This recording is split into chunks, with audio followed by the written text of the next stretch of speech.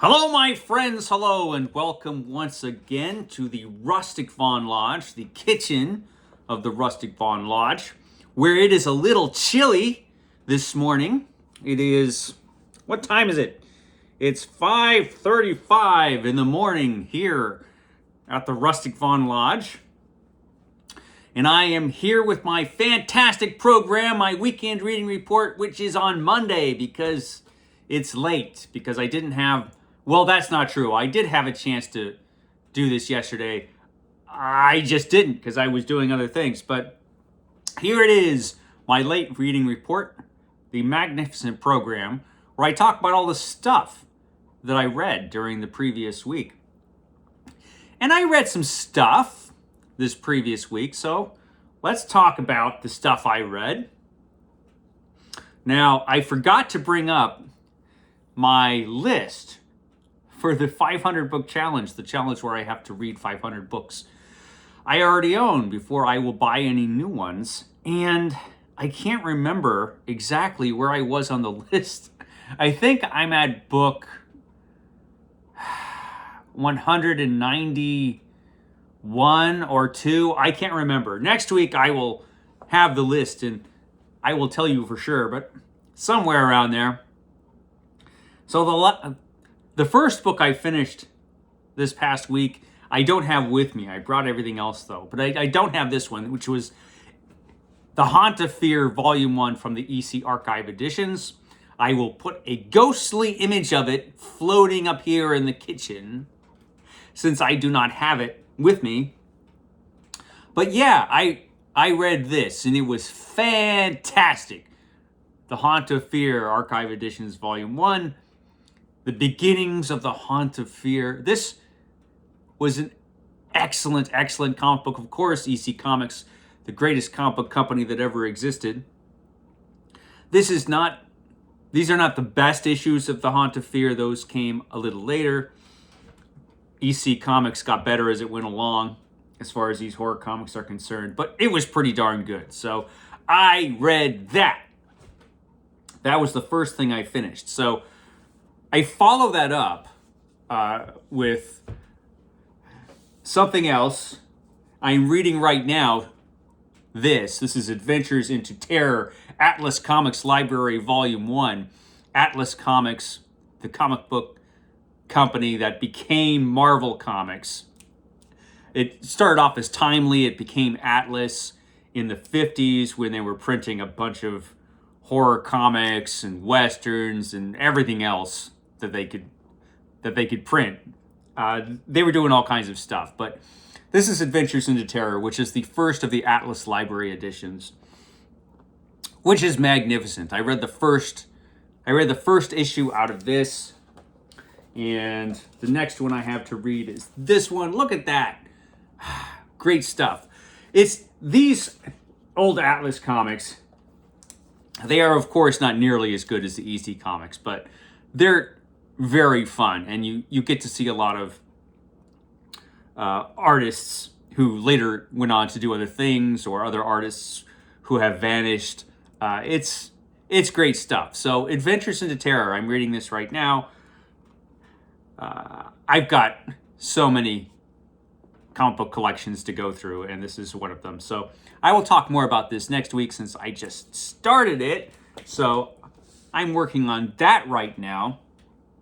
What else did I read? Okay, so I finished this. This is for Roger's Cheap Old Book Club. Roger is back home at the manor. I'm sure he's behaving himself.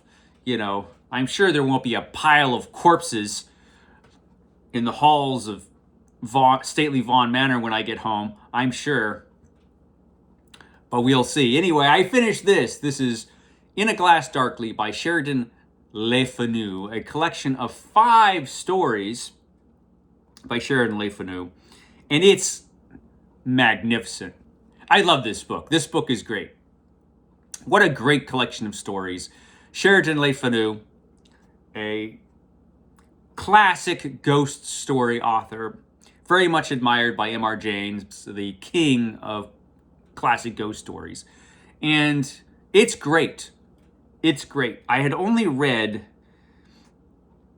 I think, two of these stories before, and I had read them in different anthologies. I had read Green Tea before, and I had read Carmilla before, the classic vampire story, Carmilla, which closes out this volume. But all the stories in this are just wonderful. So this book, what the theme that holds these books together is that Dr. Martin Hesselius, a doctor who is deceased by the time this book starts. This fellow's going through Dr. Hesselius's papers. Dr. Hesselius he's not really an occult detective. I kind of thought he was when I started this, but he's really a doctor who was very interested in the supernatural and strange goings on and collected cases.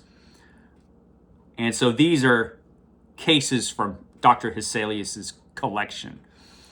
And Dr. Hesselius himself only takes part a little bit in Green Tea. Everything else he's not really involved in.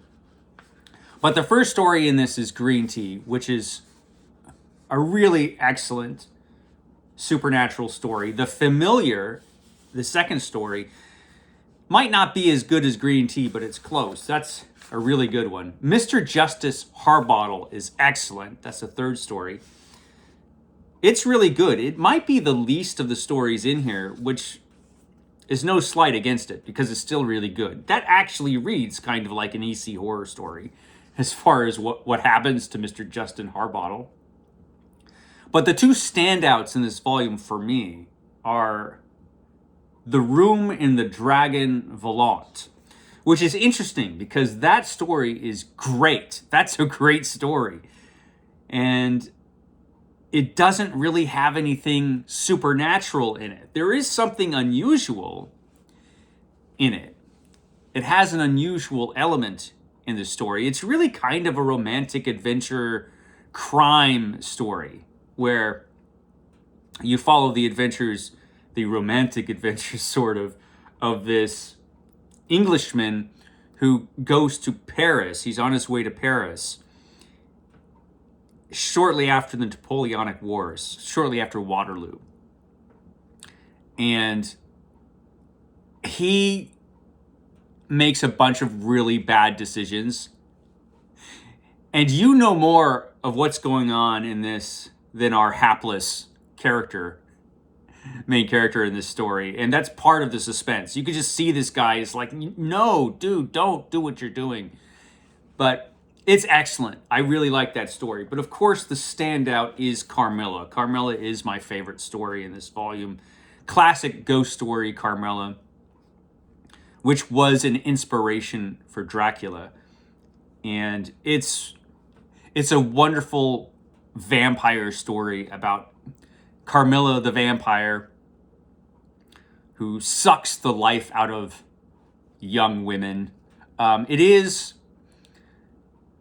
well known to be a lesbian vampire story.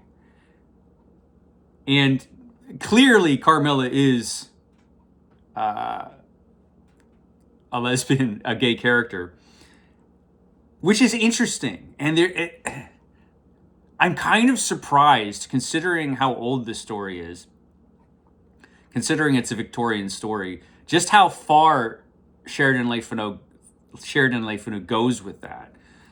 It's interesting. It's an interesting story in that regard, but just as a horror story, it's fantastic. I love it, Carmilla. And so, yeah, for me, that's the standout of this. This is the Wordsworth Classics edition, an old Wordsworth Classics edition. I noticed in reading this edition that there are a lot of typos in this, and that kind of surprised me. I've never read many Wordsworth classics. I don't have many of these, so I don't know if that's just something that's common with Wordsworth or not. So this is not the one I would get. I would get the Oxford edition if you're going to get a physical copy of this book. It is available from Oxford. It is also available for free from Project Gutenberg. I actually, when I discovered that this edition had so many typos, I actually put it down and read the rest of it on my Kindle. I read a free version on my Kindle, which unusually for an ebook had fewer typos than this physical copy. So I read most of this on my Kindle, but I'm showing you the physical copy that I started. So I read this, and my intention was, as soon as I finished this, to get back to Varney the Vampire, my never-ending project to read Varney the Vampire. And so I put this down. I was going to pick up Varney the Vampire, but instead I picked up the Bachman books and read the first of the Bachman books. I'm also in a never-ending project to read all of Stephen King's work as they were published under Stephen King's name. And so even though these novels that are part of the Bachman books anthology here were written long before many of the other books that were published under Stephen King's name, they were not published under his name until the Bachman Books anthology was published. He was outed as Richard Bachman right around the time that Thinner was first released under Bachman's name. And so I picked this up because these are the next novels I have to read. And I read the first novel out of here. It was really short. It is Rage. This is a not very great reproduction of the cover of the Signet edition of Rage by Richard Bachman, which I believe was first printed around 1977, if I'm remembering right. But it was written earlier than that. This is a very early book by Stephen King, and you can tell. So, Rage is probably more interesting for the real life story of the book. It's about a school shooting, an early story about a school shooting. About a guy, a disturbed teenager who goes into his school, shoots a couple teachers, holds his class hostage, and it becomes a hostage situation. Because of what it was about, it probably would be controversial anyway if it was published now. But it turns out that a lot of real, or a few at least, real life school shooters, teenage school shooters, read this book and were partly inspired by it. I happen to think that they probably would have done what they did anyway. But, they did read this book, and it was found among the possessions of a couple of these school shooters, apparently, which was very disturbing to Stephen King.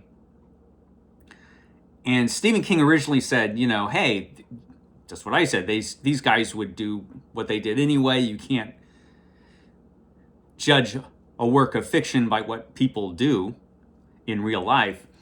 But he became so disturbed by this situation that he decided to let this book go out of print. So Rage has gone out of print. And eventually, like the edition of the Bachman books that came out after this didn't have that. It just had the three other novels that are in this collection. And so Rage has gone out of print. You can't get a new edition of Rage now. And I understand that. I understand his thinking behind that. It would disturb me too, I think, if I was Stephen King. Stephen King, I think, is a decent guy, and I could see how this would bother him. And also, Rage isn't that great of a book. It's not terrible. It's kind of terrible. Rage is not very good. It's, you have this school shooter who shoots a couple teachers, takes his class hostage. It becomes this kind of impromptu therapy session kind of thing with the Stockholm Syndrome going on. It has some of the worst dialogue I've ever read in a Stephen King book, which is saying something. The dialogue in this just feels like something out of an old TV movie or something. It's just TV movie of the week.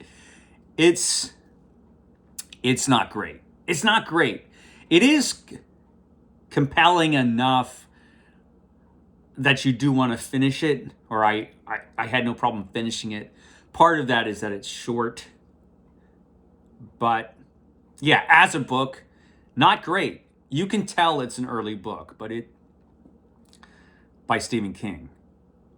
So the book itself is just, I could see it going out of print just because it kind of sucks. So yeah, Rage. Interesting for the real life story behind it, the story itself of Rage, the way it was told, not great. It's not one of Stephen King's, it's not one of his best. But like I said, this is an early book by Stephen King. So, it's forgivable, definitely. And I think the rest of the Bachman books are probably going to be better. The only Bachman book from this set of books that I remember reading is The Running Man, which I read like the edition of The Running Man when the movie came out. So it was so long ago, I barely remember it. But the next book I have to read is The Long Walk, which sounds a lot more interesting than Rage and will probably be a lot better, I think. So yeah, so I read Rage and was not terribly impressed. So now I am back to reading Varney. I'm reading it on my Kindle because it is so long, and this is just easier to carry than my physical copies of Varney the Vampire. And it also has the great Varney the Vampire cover from the old Penny Dreadfuls. So I'm back to Varney now, just in time for Halloween. I do hear a terrifying rumor that Varney the Vampire himself will return to stately Vaughan Manor for Halloween. So, maybe I should just stay up here at the lodge. No, I have to go back because of Epic Comic Book Wednesday, but I'm reading Varney the Vampire now, again, and I will just continue with Varney forever. I think I'm like, how far am I? Let me find out. I am, what is that, 30? I'm 34% done with Varney. It feels like I've been reading this forever, but I'm only 34%. I'm only 34% done. Oh my God, this book is long. So I'm reading Varney. What else did I read? I read a couple other things. The Fantastic Four, I finished this. This is The War with Atlantis. I finished the last few issues of the Fantastic Four that Jack Kirby drew. And they're not the best. They're not the best Jack Kirby drawn issues. They're not the best issues of the Fantastic Four, although I liked The War with Atlantis itself, the story that closes out this volume. But that is mostly done by John Romita. Story by Stan Lee, drawn by John Romita, inking by Jay Verpoorten. Verpoorten is not my favorite inker. I didn't think he did...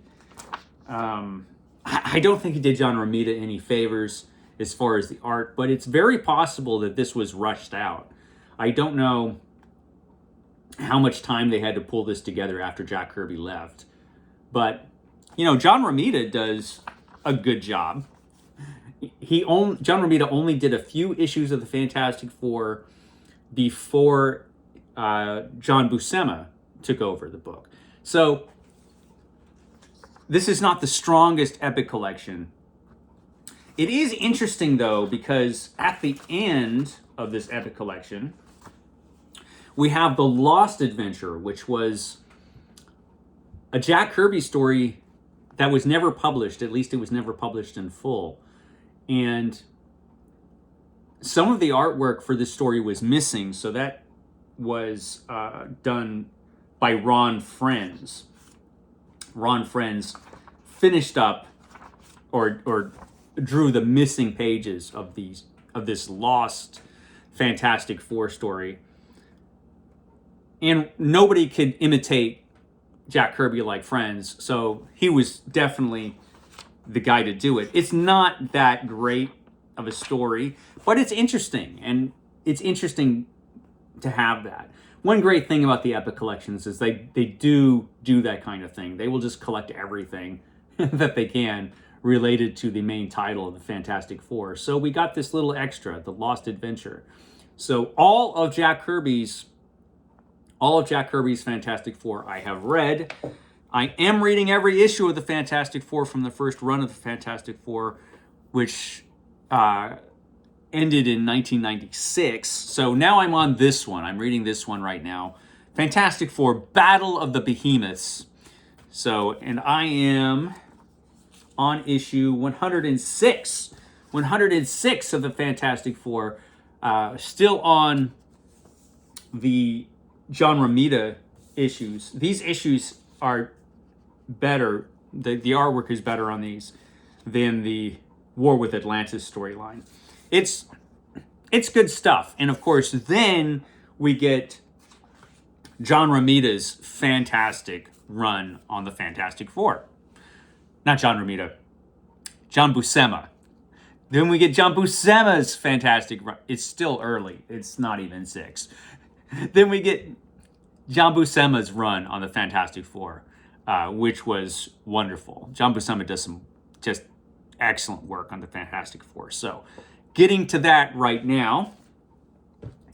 And I'm also reading one other thing. I'm doing my dumbest project ever, which I wasn't even going to mention.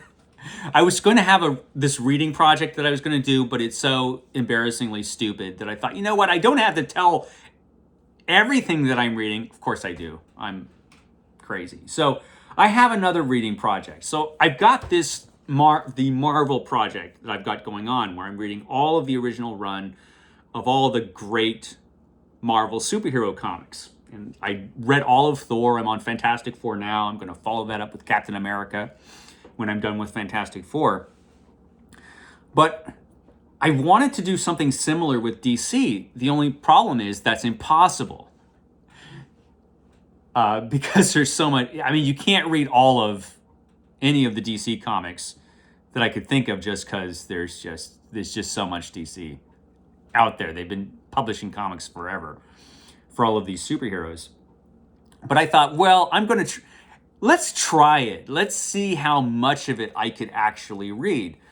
So I said, okay, I will do a project called the Impossible DC Project, where I will choose a DC superhero comic book, and I will just read as much of it as I can before I die, you know.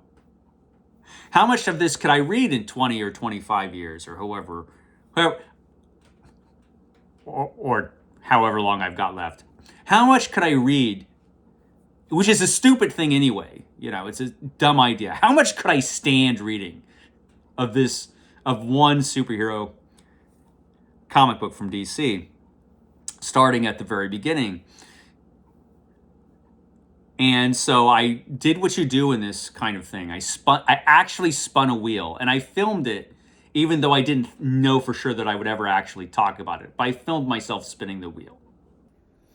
Okay, it is time to spin the wheel and find out which DC superhero is going to be the subject of my dumbest project yet, the DC Impossible Project. Okay, time to spin the wheel. Let's find out. Who will it be? Who will it be? Let's see. Aquaman, Wonder Woman, The Flash, Superman, Justice League. It's going to be... Oh, wow. That is impossible. That is impossible. It landed on Batman. And yeah, so I ended up with Batman.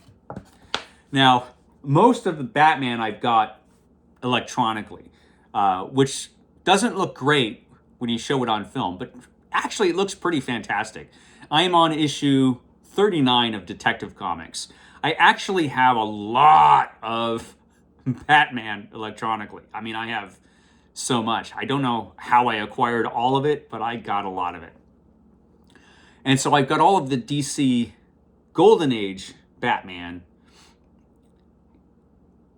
Not all of it, but a lot of it in the order that they originally released. And I am on Detective Comics issue 39. Batman and Robin are now a team. Robin has made his appearance. The Joker has shown up in Batman issue number 1. And so is the Catwoman. The Catwoman made her first appearance recently. So it's a good time. It's a good time. So I'm enjoying Batman. I'm reading Golden Age Batman. How long will I read Batman? I could read Batman the rest of my life because there is so much Batman. There's so much Batman. There's just so much. So, yeah, I'm doing that. That's the other stupid thing I'm doing. And, yeah, that's all I've read. I've had a good time up here over the weekend. One of the reasons I didn't film anything yesterday, other than finishing a lot of the books that I've been reading, is I've been watching some TV. This is the closest thing I'm going to have to a Halloween weekend, where I have, and every Halloween I like to just watch scary movies and things. This year it's a little different. This year I brought up Night Gallery, and I watched some Night Gallery yesterday. This is a television show that I haven't watched since I was a little kid. And it used to come on in the... Night Gallery came on in the daytime when I was a kid.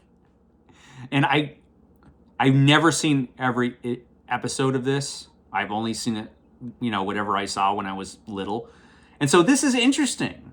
Rod Serling's Night Gallery. And I also brought up something I got recently, which is the entire series of the Twilight Zone.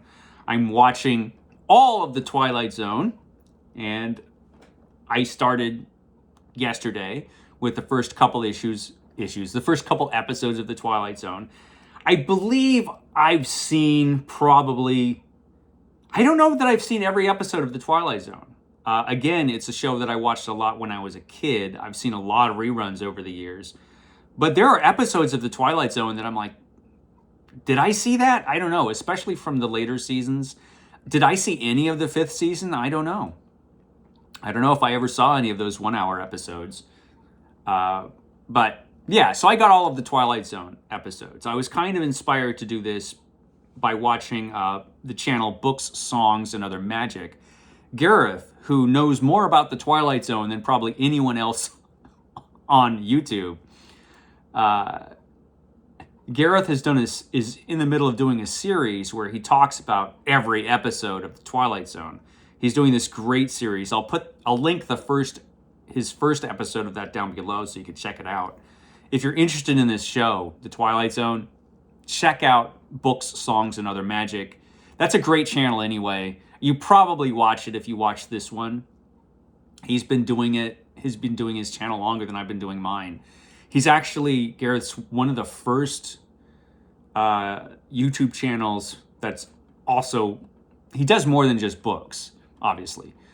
But he's one of the first channels that I watched before I started doing my own BookTube channel. And he's just magnificent, so you should watch him anyway. But yeah, watch his Twilight Zone stuff. It's great if you're interested in that show. I think that's everything finally. I can shut up now. We'll catch you next time.